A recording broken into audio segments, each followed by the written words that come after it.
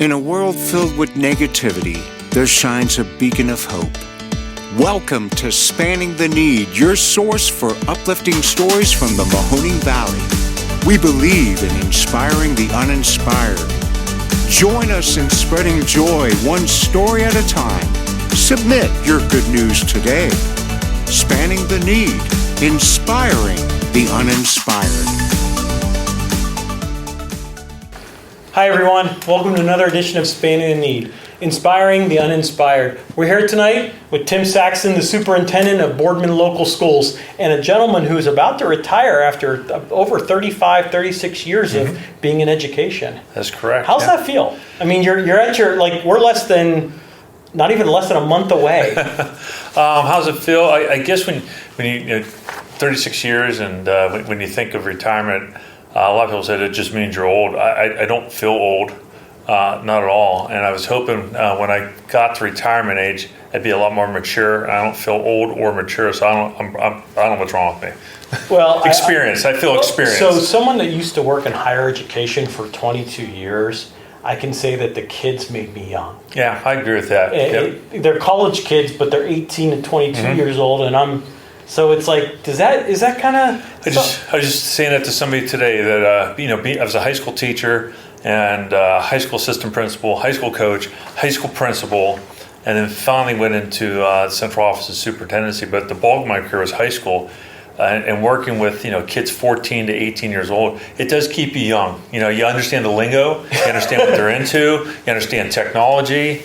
I know what Venmo is, so yeah, it definitely keeps you young. Well, and we talk about that you've been in education for nearly 36 years. You've been a teacher, you talked about. You've been in a variety of different areas, and you weren't always at Boardman. No. And we look at, kind of share your story of kind of how you got into education and kind of really what role became you as superintendent. Well, talking about how I got into education, the easy answer was my dad was an educator. He was a math teacher and a coach, and he was a superintendent. So everyone's just going to think I followed my dad, but that's not true. And my mom was she was an English teacher, and then she became a stay-at-home mom and raised my sister and I. And then she actually worked for the Boardman Schools as a librarian. Now we call them media center specialists. But I was always, my dad was a math teacher. I was very into technology. I probably was a little bit of a geek before the term was invented. We had computers at home. I liked to program computers, I liked to play electronics. But I also was really into athletics and working out. It was a weird combination. So we tried to do some career guidance. My dad didn't want to push his career on me. So he said, what about becoming an electrical engineer? So a lot of responsibility there. Yeah, I just thought that was the right groove. And I was good at football. I wasn't great, so played Division III, and we picked Grove City College because it had very good engineering, and they needed some defensive backs. So after a year of electrical engineering, I just didn't feel it. I couldn't see myself in that position when I graduated, and that's never a good sign. No, when you don't like something. Yeah, it just doesn't feel right. Yeah, the engineers are great people, but I just feel like this isn't really me. And my dad just said, hey, look, he sat me down and said, we got to figure this out. And I was actually working as a custodian, summer maintenance help as a college job, and we were waxing floors it was actually at Glenwood. And I sat down behind the teacher's desk just to check the door because we moved it. And it was weird. It's just like it was natural. I'm like, I think I need to be a teacher, So I went back, talked to my dad. He goes, well, what about math? You're really good at math. And I said, yeah, that's it. Because you could coach. I'm like, that's it. And I'll tell you, it changed my life. I went from an average student, I was getting B's and C's, which didn't make mom and dad happy, to almost all A's. Went from, the classic average grades to honor roll. And once I found what my passion was and it was aligned, it changed my life. So that's how I became an educator. Well, it just keying on that story, you sat at a desk at a school. Yeah. And you just kind of had something just hit you. Yeah, it was just right. It was natural. I could, I'm active. I wanted to be up. I wanted to be moving around. I wanted to be doing things, and I could just see myself, up and about, teaching students, coaching. It just felt right. So. And you've not always been at Boardman. No. What other places have you been at? So right out of college, I wanted to get out of the area. I interviewed some different places. I actually got a job offer at Salem. and a job offer at Bedford City Schools, which is in the southeast corner of Cleveland and Cuyahoga County there. Really the difference was the Salem job was junior high coaching and high school math, and the Bedford job was high school coaching and high school math. And Cleveland paid a little more than Salem at the time, and I was 22 years old. It was a $9,000 difference. And I had a couple friends from college that lived up there, and I'm like, I'm going. So it was a good choice. You know, how you open doors, you don't necessarily realize why you went through that door, but I met some great people there. The head football coach there was Jim Hadakovic. And up in Cleveland, the Hadakovic name is kind of like, I don't know, maybe like the Pavlansky's. All the brothers are coaches. Yeah, the whole family. Yeah. Jim was head coach at Bedford. Kerry was with Camp McKinley for a while, which, a premier job. He was at Cleveland Heights. He went down to Columbus. And Al was the head coach at Twinsburg, Cleveland Benedictine. I think Cleveland. Big powerhouses. Yeah. So the big Cleveland schools. And then Ronnie, the brother, was our offensive coordinator. So just a good family and good role models. And Jim Hadakovic was just a really good role model as a coach. I learned a lot from him from the coaching point of view and as a person. And then on the math side, it was a great math department. It was a great school. And it was different than Boardman.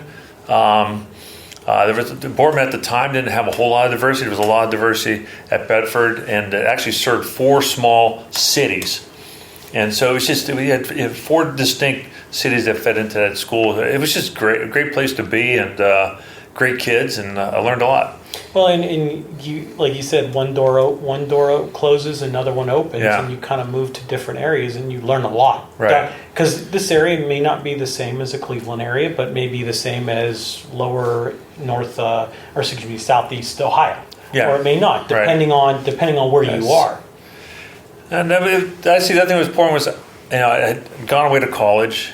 And it was nice for a while to get away just from this area, and where someone maybe not know the name Saxton, and you kind of my dad had a heavy influence here, and so, but it was good as a young man to live on your own, to do your own laundry, to learn how to cook, all those things that it's just good to learn. So I was there for about 8 years. It was a good learning experience. Well, and that's a long distinguished career. I mean, as you know, a lot of teachers are retiring earlier than normal, and what are some of the most memorable moments that you've kind of over your 36 years, just like milestones that stand out to you? Kind of like in education and just in general, like for you. I mean, for you in general. One thing I learned, and I strongly believe in as a teacher, that every kid can learn, and you can't give up on that. And I got that from my dad. My dad taught me, don't ever give up on somebody, no matter what, because once you give up on them, it's over. There's no coming back from that. So that lesson was I'm so thankful that he instilled that in me. And as a teacher, I carried that. Like every kid, now it may take a child more time to process, but every child can learn. I want to make mathematics fun because I love mathematics, and I want that joy to transfer over. So I just sometimes there were reluctant learners, or maybe they didn't have the foundation from earlier math courses, and we had to overcome that. But I never wanted to give up on a student. I never want to see a student fail. So I always believe I will never fail a student. The only way they're going to fail is if they fail themselves. If they give up on themselves and quit doing the work and don't hand things in, there's only so much I can do. And I still believe that's true. And like I said, I've never met a student that caused me not to believe that. There were other factors that may keep them from learning, but every child can learn. Yeah, absolutely. I also believe the strength of education, we are a people business. And I don't care what fancy books you have or fancy facilities or buildings. It's still a people business, and it always will. And I think we really learned that during COVID. We tried to use some computers and stuff. Computers are only a tool. They're not the end all. It's still people. And always invest in people. Find the best people. Give me a person with passion and good core values. And you can put them in most positions. They'll learn the position. That to me is the core of your team. You'll be successful if you find those people. Well, and we talk about that COVID really put a damper on a lot of schools across the country just because of what happened at home, working from home, Chromebooks, you name it, and then whatever else was going on. And we look at that as just like a roadblock or a bump in the road over that career, but a very big one. Right. What, just in education, you've been around a long time. What are some of the, like, how's the landscape changed in education kind of since you began your career? Oh, let's build off what you said. COVID taught us a lot. Like I said, none of us want to go through COVID, but I think it helped transform a lot of industries, and education is one of them. One thing, if we were headed towards a more computer-based focus, and I think we learned that doesn't work, that we are social beings. We have to have social interaction. And even though we had to close some buildings down to try to slow the spread of COVID, that made sense. Well, one of the lessons we've learned is that impacted kids. Both physically, educationally, and mentally. They can't be in isolation. They need to be around other people. And I think that is huge. And so we're learning that and addressing that more than ever. In my last 3 to 5 years here, we've put more resources into helping kids more mentally and socially than ever. And I think that's what's changed. People can say whatever they want about kids. Kids are still brilliant, very creative. They're still very hardworking if you give them the right opportunities. And they're amazing. I think a lot of people think all they want to do is play with their phones. Yeah, well, they're going to do that. But they're going to do it no matter what you do. They'll find a way. And if that's the biggest complaint, okay, and there's pros and cons about technology, but what they're capable of doing when you give them the right venue, give them the right guidance and the right tools, is probably more powerful than anything that, even when we were young, the stuff that they're learning now, like we're teaching some of the things that, I'll use my age, I'm a little older, but, it's maybe freshman math, they're probably learning that in 7th grade now. Yeah, algebra. I remember I learned. And they're getting it. Yeah. Well, for me, it was like pre-algebra, and algebra was like freshman, sophomore year. Now they're learning it in like the 5th, 6th grade, and it's like I have a 2.5-year-old, so only knows what's going to happen. Yeah, your 2.5-year-old AP Calc speaks 5 languages. Yeah, I know. No, but it's that's true. amazing, and to me, that's to just show you that kids' minds are still so creative, and they can absorb a lot of information. They learn differently, and I think one thing technology has. Our wait times are a lot shorter. Mm-hmm. We everybody, it doesn't matter, kids. More patience than anything. Yeah, but we just got to move quicker. And you have things, these long time frames have to be shortened. You have to change things up sooner in a classroom. You have to give more variety because that's just the way the world is right now. And kids are used to that. And if you don't adapt to that, they can quickly disengage. And we talked a little bit about how the pandemic has kind of changed the way education has been given and taught, and we look at the challenges and triumphants. Like, what do you think the biggest challenge you've kind of faced as superintendent, and kind of how you overcame that? Well, I mean, obviously COVID was the biggest. I'd say school finance is tough because it comes to people. Mm-hmm. You want to pay your people fairly, and you want to pay them competitively. And over the years, we could do a whole section on school finance. So people understand. Yeah, Boardman that's absolutely right. It might take 6 or 7 classes, but Boardman was in a situation in which we were termed in the old funding formula cap district, meaning we were supposed to get more from the state formula than they were giving us, but they had other districts that were on the guarantee. They had to guarantee them money, so they had to get that money from somewhere. So they took the money that they owed us and gave it to these quote poorer districts to keep them afloat. Mm-hmm. And they looked at what they called the richer districts, and that's property rich, and said, "You figure it out and pass levies." Well, that isn't fair. And so we had to stretch the dollar for so many years here, and our teachers barely took any raises. And we used to have a very competitive salary, and it's kind of it dropped and dropped and dropped, and all of a sudden, it's hard. You want top, like I said, I want top quality people, but if other districts are paying more, it's hard. Especially 22-year-old Tim Saxton went to a school that paid $9,000 more. Does that mean it was a better school? No, it paid more because I was 22. So the Fair School Funding Formula we have helped advocate for, and it is now kicked in. We're in year 3 of it. It's a 6-year implementation process. That has really helped. The passage of a 2018 new money levy here in Boardman has been tremendous to help keep our programs alive, keep Boardman in with the 3 A's. A lot of people were frustrated when we had to close Market Street, but that was a financial move. Right. We did that to keep the edge sharp and to make sure we were good stewards of the public tax dollars, and that helped balance our 3 elementaries, and that's helped us stay efficient. And we had a promise in 2018 when we passed a new money levy that we would not go for new money taxes for 10 years. Right. And that's a dangerous thing to say. Because no one does that. Well, especially in this area where the demographics, you're losing 5%, maybe 10% of population in the Mahoning Valley. Right. It's just not Boardman, it's not Canfield, it's not, it's our area. Not City of Youngstown, Austintown, or even going into Trumbull County, Howland. It's the whole area. You're losing demographics so that you lose tax revenue. And you're losing students because sometimes you can't replenish them fast enough. Yeah, so going back to that, so we're about 7 years in now, and we're looking at financial projections, and we're solid.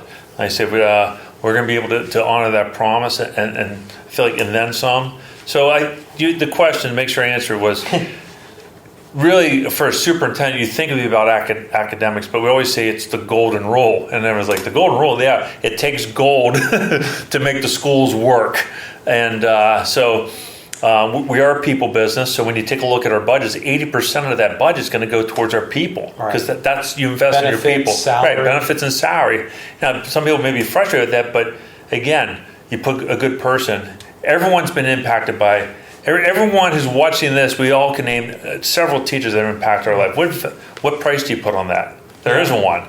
But as long as we've got to keep attracting good people. And to me, the answer to your question finally is that we're going to have some announcements. Yeah, we got some announcements. Okay. Yeah, there's probably going to be a Go Spartans at the end there, but that's okay. They're probably doing that just because we're doing it.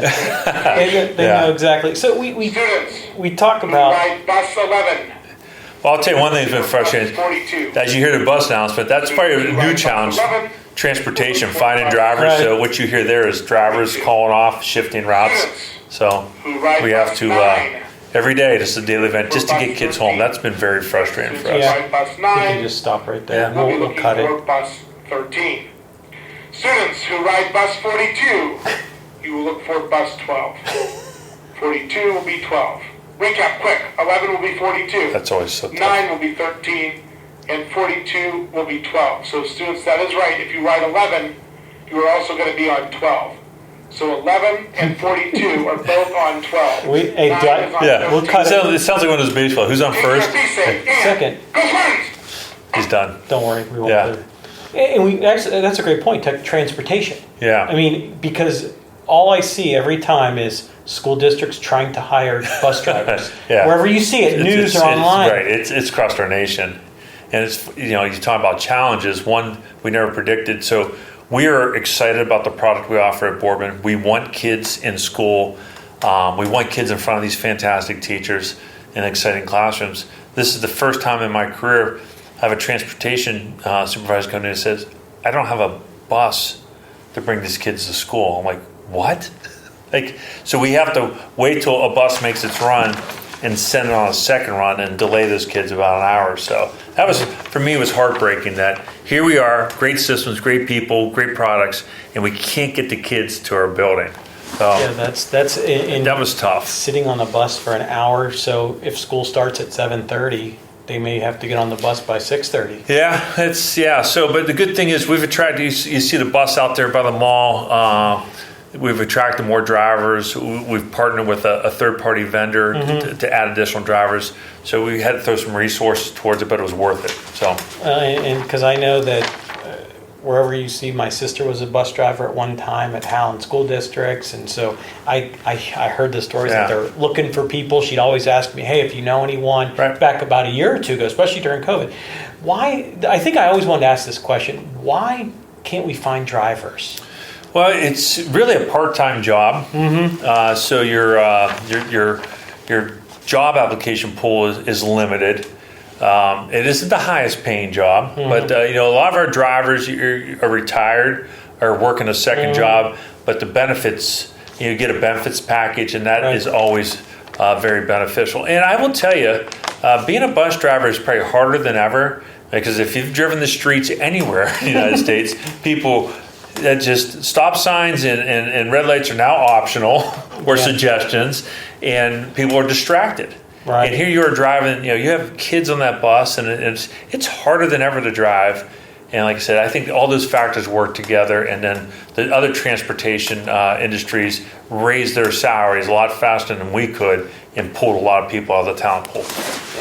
And you've been at Boardman as a superintendent for quite a while. 8 years, And yeah. what do you think has kind of been innovation and initiatives that you really liked that were kind of built here in Boardman since your reign over as superintendent? When I first took over, I felt like Boardman is very proud of their tradition, and like I said, we offer a great product. But I felt like when we first came here, we said, "Here's our product. You got to form fit to it. You fit to our product." And one of the things that I'm very proud of that our staff, support staff, and administration leadership has embraced is that's an old model. How many different color iPhones can you get? Different models of this and that. That's just not the way the world works anymore, and that's not good for kids. Every kid is different, and we found different ways to reach kids. We have different ways to learn. We have a Spartan Online Academy. We've developed programs to help kids get assistance if they get behind. So we don't just say, sorry, we don't have that. You have to go learn elsewhere. And we have other placements we can use if it just isn't working in a traditional brick and mortar, walking the halls 7 hours a day. And our teachers have diversified in the classroom, understand every learner is a little bit different. It's not one size fits all. How can we adapt to make sure you feel like you're part of this school instead of saying, here's what we offer, you fit to us. We're working harder and harder each year to fit to each student. And we look at some of the things going on in the background. You see all over the news about books and stuff like that. What does that kind of give in general? Like you talk about teachers really teaching diversity and stuff like that. If I correct me if I'm wrong on that. So how does that look in general, just in education? Well, I think there are certain parts of uniformity and standardization that are good, especially if you have a transient student. If they leave Boardman and they go over to the western part of the state, and they're a completely different curriculum or different pacing guide, they could be way behind. So I think those things are good. But the art of a teacher is a special thing, and so you almost have to build. I always think of build a framework that's standard, but let them work within their framework and how that. So you give them the frame, but let them paint. Right. Give them the products, but let them paint, and I think that's key. So I think it's good. For example, I think of our 3 elementaries. One thing I'll give our director of instruction, Mr. Cardillo, a compliment on. He has worked very hard to make sure that the 3 elementaries, although the 3 different buildings. You're getting the same type of service, you're getting the same type of curriculum, same type of books, same type of experience, and you should be. Right. It shouldn't be 3 unique experiences, but still let the teachers teach. So, like I said, it's a combination. There should be standardization to help, but still you got to there's a balance. Too much standardization is a bad thing. Too much independent work, and it's all over the place. So the right balance. And you talk about kind of building that framework. And what I like to add this because every person has a good kind of inspiring saying about what advice would you give any kind of current or future educators or even administrators who are passionate about making a difference? Because at the end of the day, teachers make a difference. No matter what anyone says, in my opinion, and they could disagree with me, teachers make a difference in kids. Absolutely. And I don't think people realize that they shape the way they are. And what to make a difference kind of in that education field, like what advice, because you've been in it for a long time and some people kind of do it 5 years and leave because of it could be a variety of things. I'd say what you just said is probably to phrase it is educators, coaches, leaders. I don't think we realize, we'll never realize what an impact we've had. It's really nice when someone comes back. I had a student, a young man that I coached and taught at Canfield who just reconnected with me after some years in the military service, and he just talked about what an impact on his life. And I didn't know, but here he came. He's been all over the world, and he came back and sought me out and has shared that with me. And I think we forget how much the kids are watching us. how much we need to walk the walk. Sometimes we let our guard down, but they're watching us all the time. So, and just realize that I always felt like my prayer in the morning was, can I make an impact on one person today? And when I was a teacher, you might have 120. And that might sound like, oh, that's not a very good goal. But if I can make impact on one person, just one, and I taught 178 days, I've impacted 178 people. And then multiply that by a 30, 36-year career. That's pretty cool. So I think as an educator, it is an awesome, awesome, awesome profession. If you're in it to make money, it's probably not the right profession. It's a livable salary, good benefits, good retirement, but there's more to life than just your salary and the things you can buy. It's the things that people are going to impact and the difference, and then that geometric growth. As you impact that person, they're going to go impact somebody else. You can't put a price on that. It's a powerful, powerful profession. Who inspired you? Your dad? My dad was huge. Yeah, absolutely. My dad's just still alive, and people look on the surface are going to see me as a math teacher, as an administrator, and as a superintendent, and as a superintendent at Boardman. And so he was a head football coach here at Boardman. I wasn't a head football coach, but still a math teacher and a coach. And he wasn't a high school principal. I was a high school principal. It's not a competition, but he did. And my mom, she spent a few years in English. My mom was a very spiritual person, very faith-filled person. I watched her battle cancer, stage 4 twice, and beat it.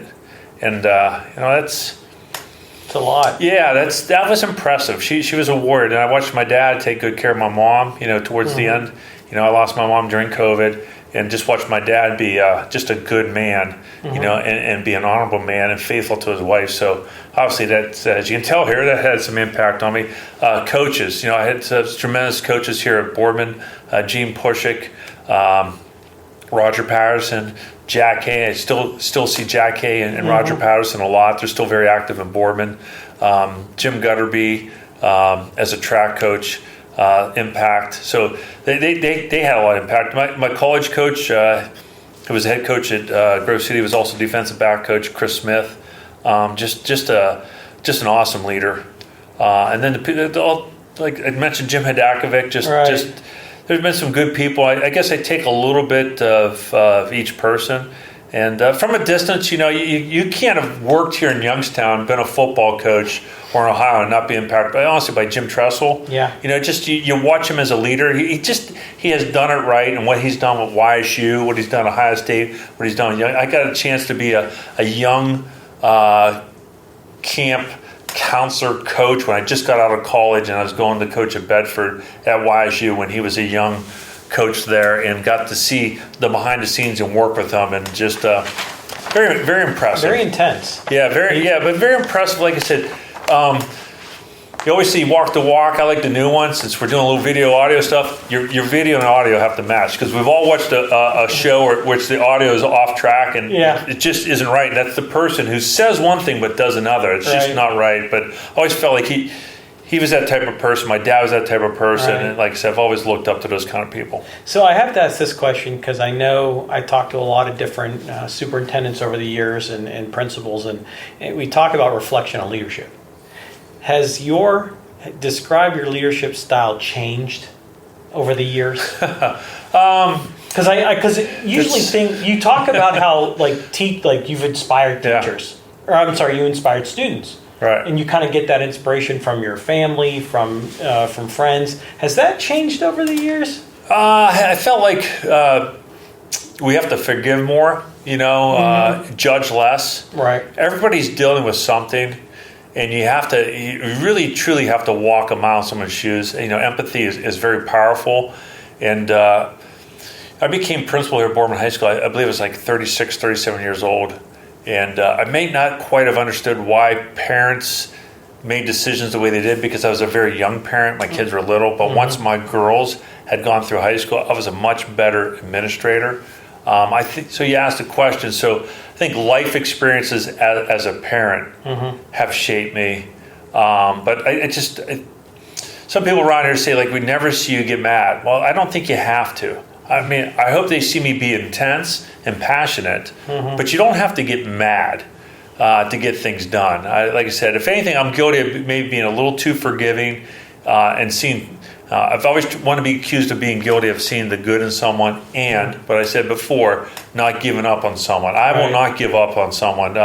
Even if you're a pest, you still want yeah, them to be, just, you still want them to be I good. got a weird sense of, I don't know, strong sense of loyalty. I don't know where I got that from. I just won't give up. I won't give up. I won't give up. And sometimes people say, Tim, let go.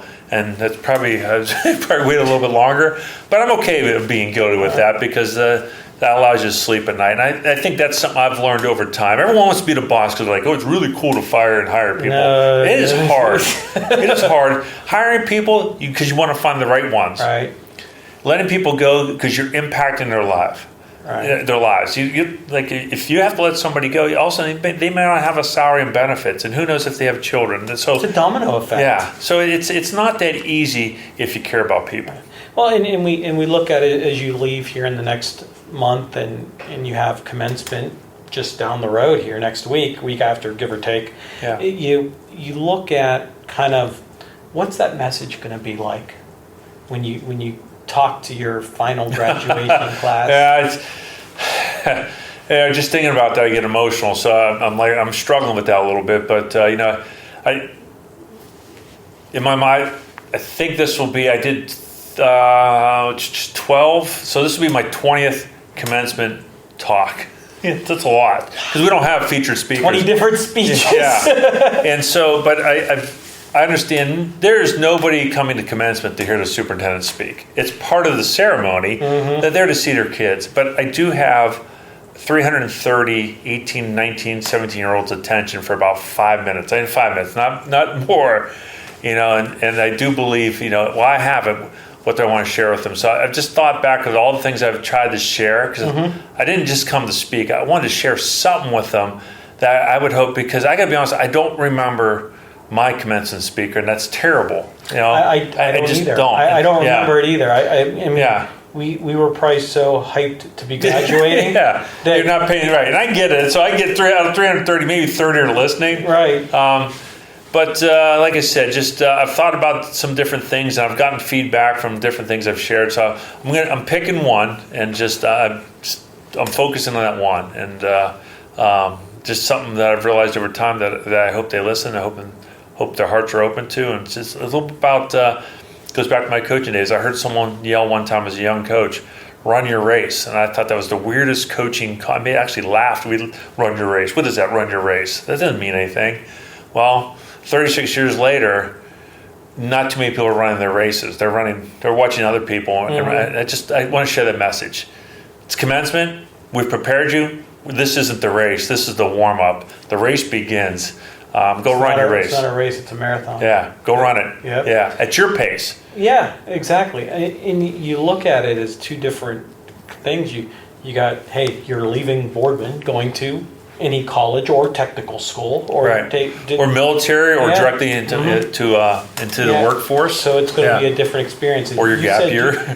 You have what, 330, I believe is the number. So you're graduating 330 kids. That's big for this area. Yeah, that's we dipped a little bit below 300. As a principal, I think we were as high as in the 400s a couple years. Yeah, and I think at Howland 20 years ago, I was at 3.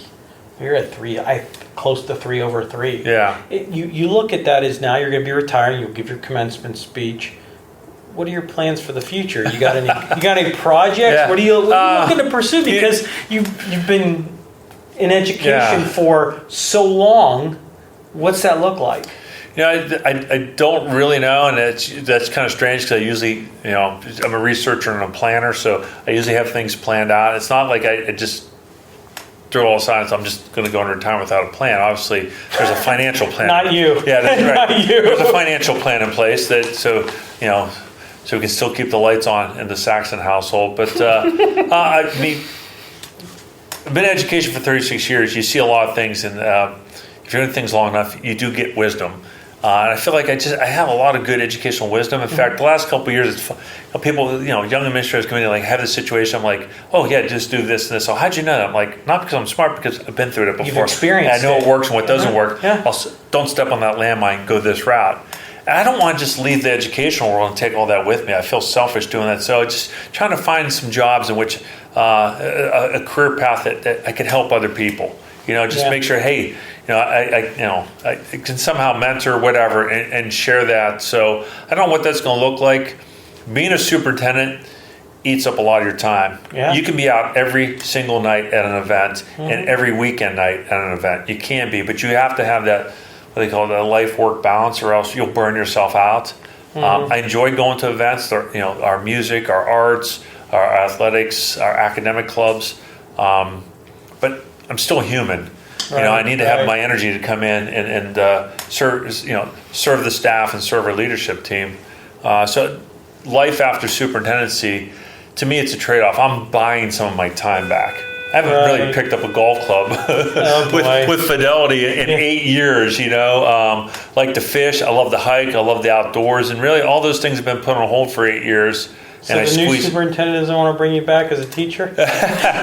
My wife says, you loved coaching football. Why don't you coach football? And I'm like, you know what? I do love coaching football, but one thing I've enjoyed is having some Saturday afternoons free. I'm a big Buckeye fan.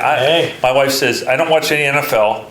I just want to watch the Buckeyes. That's all I want to do. So she knows Give me 3 hours. Yeah, 3 hours. You got the rest. That's it. And she's like, deal. And I'm like, if I coach football, I won't be able to do that. She's probably ready to have you back. Yeah.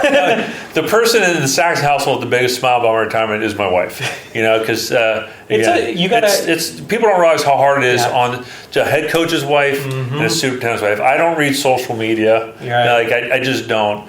And I tell her to stay off of it, but still, everyone has that human curiosity. Right. I got 3 daughters, and it's hard. You can have 40 really nice comments, and there's that one, and it's just human nature. You look at that one, why do they say that? Yeah, but they don't read, they don't know the information. It's right, and it hurts. It does. I agree. You see it through just all the news coverage, no matter what social media platform you look at, and you kind of look at your overall career. You look at that. What is the biggest highlight that you think in your career was, or like the biggest accomplishment? What does that? What is that? I'd go back to, like I said, I would hope that people would say that there was a spirit of passion here, of pride.